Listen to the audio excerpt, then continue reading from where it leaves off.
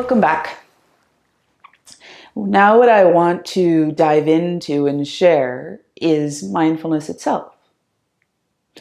Mindfulness as a practice, mindfulness as a noun, as a verb, has grown exponentially over the past, for sure, 10 years. And it's wonderful. It's absolutely wonderful. To be more mindful, to be more aware, truly is what I feel our world needs. But I'm wanting, again, to really honor where mindfulness came from.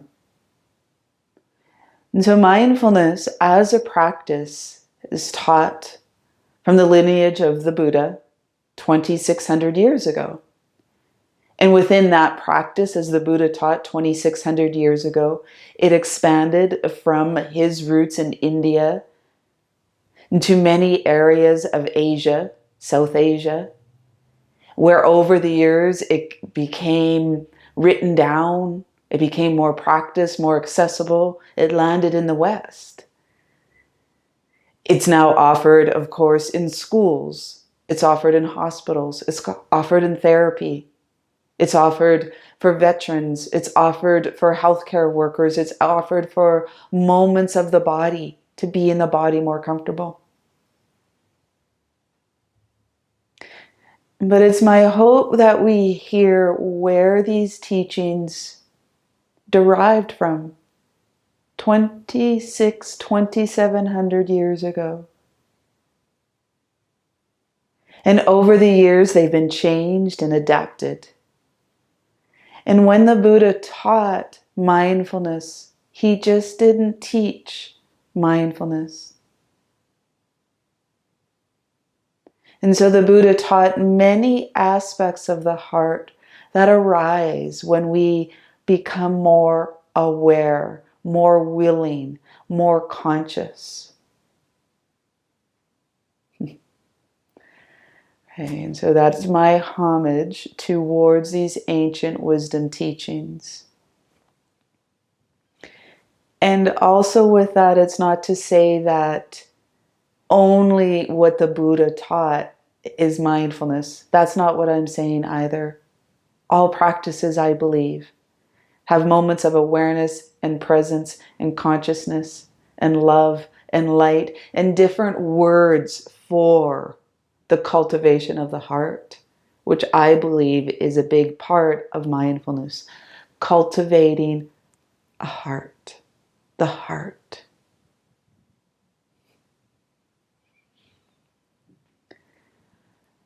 One definition that I deeply appreciate of mindfulness is what is happening and how are you relating to it. It's so succinct and simple again, but also again, it's not easy. What is happening? What's happening for you right now as you listen? Are you bored? Do you agree? Are you half listening and checking your phone? Does the body feel uncomfortable? Is it too hot in the house? Too cold in the house? If you have your earbuds in, are they bothering your ears? What's happening? And just notice, if you can, how are you relating to that?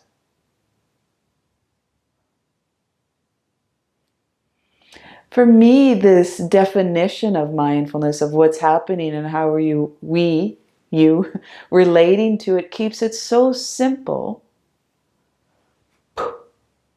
This is what's happening. Oh, and this is this. And I'm doing my dramatic acting on purpose.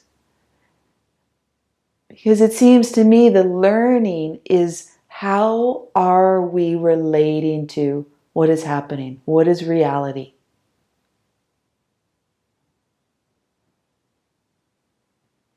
So that's a definition of mindfulness. Often it's described with this opportunity, this attitude in the mind of what is happening. There is this. There's a settling back. There's a looking at it different. It's a power of inquiry or curiosity.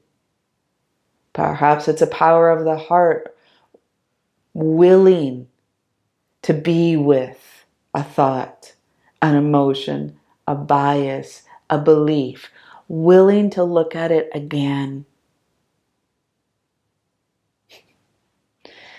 I don't think I'm the only one that would say this by any means. That often it's as though the Buddha himself was both a psychologist and a scientist of the mind. Meaning, as we practice this art of meditation that I described, mind, body, same place, same time, sustaining that collectedness, the energy of the mind begins to change, maybe subside from being enticed with thinking, enticed with what's outside. I don't mean physically outside your house. I mean what's outside of us, what keeps us active. And so mindfulness, when the body, mind together, the system relaxes, the nervous system relaxes, there's a bit of tranquility, a bit of calmness, offers this slow settling back. This settling back to be with what is happening.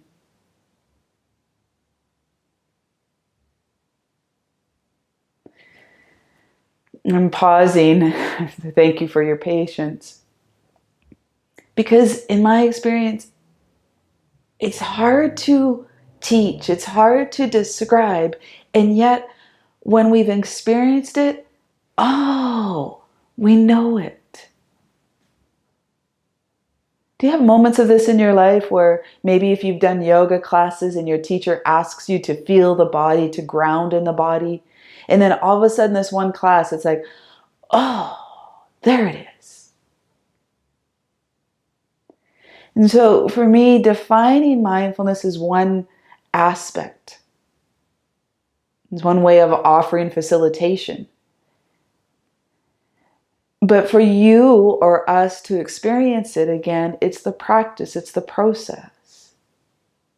It's the practice of almost watching a thought go by and not being the thinker that's thinking. It's a settling back with emotions and feeling the feelings, letting them arise, letting them have their energy. And maybe not being quite so swamped with different weather patterns. Mindfulness is this ability when the body feels uncomfortable or discomfort. Again, just to relax with, responsibly and carefully, but to relax with.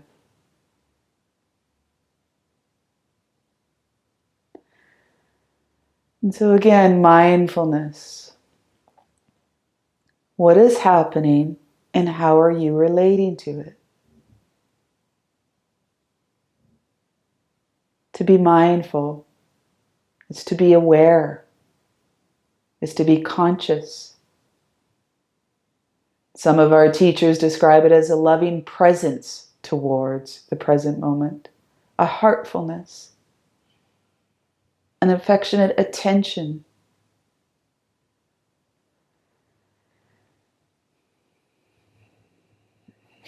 Man, I feel a little tripped up of how to fully invite you, your own unique experience of what it means to be mindful and how to practice mindfulness.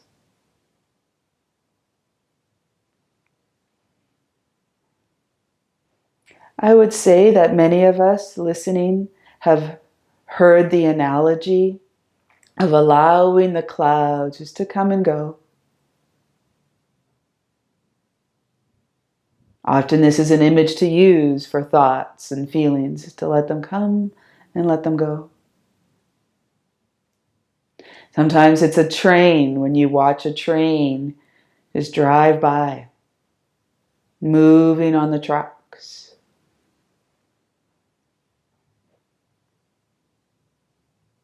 Maybe it's moments in nature when you've sat by a river and just contemplated and been in nature fully. The wind, the sound, the river flowing, a beingness, a being with. And so as I invited you earlier to see for yourself, again, see for yourself. What does mindfulness mean for you? How do you experience in this ambient nature of the body, the mind, the heart? Do you know when you're mindful? Do you know when you're aware? I'm going to use those as synonyms, pardon me. Do you know when you're not?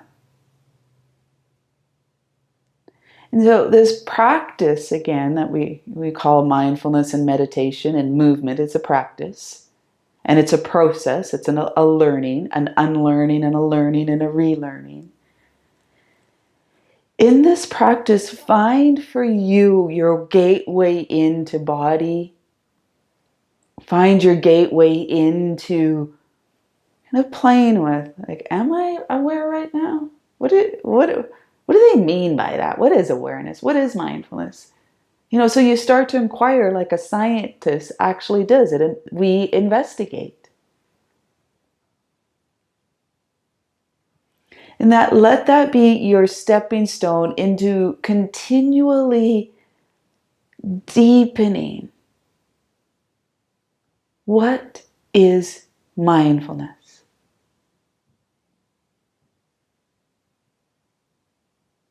What does it mean? What's happening and how am I relating to it?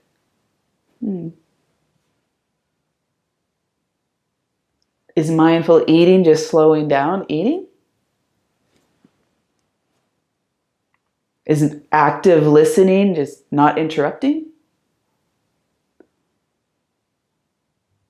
Is practicing mindfulness meditation simply awareness?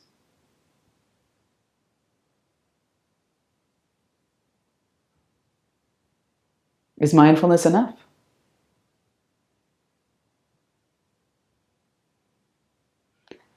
Leaving you with some of these questions, again, for you to see for yourself, perhaps for them to unfold more questions, what keeps the process percolating. The practice, the process, the percolation. Because in my experience, the truth of our practice is that very succinct Zen expression about the beginner's mind. In the beginner's mind, the possibilities are endless. In the expert minds, the possibilities are limited. For me, I feel this is such a beautiful description of practice, of meditation, of consciousness, of awareness, because every moment is different. Every breath is different. Even memories that you feel that you have that are the same, they arise differently, different time of the day. You're in a different state of mind. You're in a different mood. Everything is different. So the more we're able to be present as things are, noticing how we're relating to it, something unique, and I'm doing my hands on purpose here, so I hope it's not a distraction, something begins to arise, to cultivate, to move. We begin to see things differently.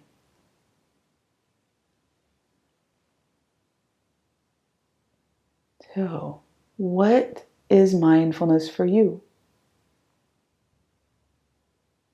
When do you know you are mindful? When you're not mindful.